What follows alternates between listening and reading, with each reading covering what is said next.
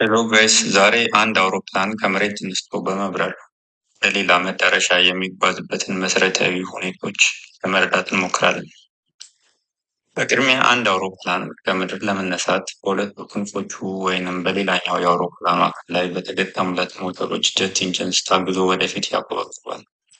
ይህን ያልኩት የሞተሮቹ አቀማመጥ እንደየአውሮፕላን የስሪት አይነት ሊለያይ ስለሚችል ነው።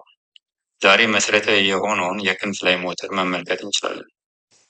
አውሮፕላኑ በመሬት ላይ ወደፊት በሚያደርገው ከፍተኛ የፍጥነት ያለው ጉዞ አካባቢ ላይ ያለው አየር በክንፎቹ ላይ ያለውን የአየር ግፊት ወደኋላ ይጠርገዋል። እንዲሁም በክንፎቹ አመቺ ኤሮፎይሊክ ሼፕ አማካይነት በአውሮፕላኑ የታችኛው ክንፍ ስር ያለው የአየር ግፊት ከላይኛው እየበለጠ ይሄዳል። ይህም ወደ ላይ የመንሳፈፍ ግፊት ሊፍት በመፍጠር ከአውሮፕላኑ አጠቃላይ ክብደት በሚበልጥበት ቅጽበት አውሮፕላኑ በቀላሉ ወደ ሰማይ መነሳት ይጀምራል ማለት ነው። በሚቀጥለው ቪዲዮ ይህን የአውሮፕላን ጉዞ የሚያግዙ ተጨማሪ የአውሮፕላን አካላትና የበረራ ሁኔታዎችን በቀላሉ ለመረዳት የምንችልበትን ቪዲዮ ለማየት እንሞክራለን። ሰላም ቆዩ።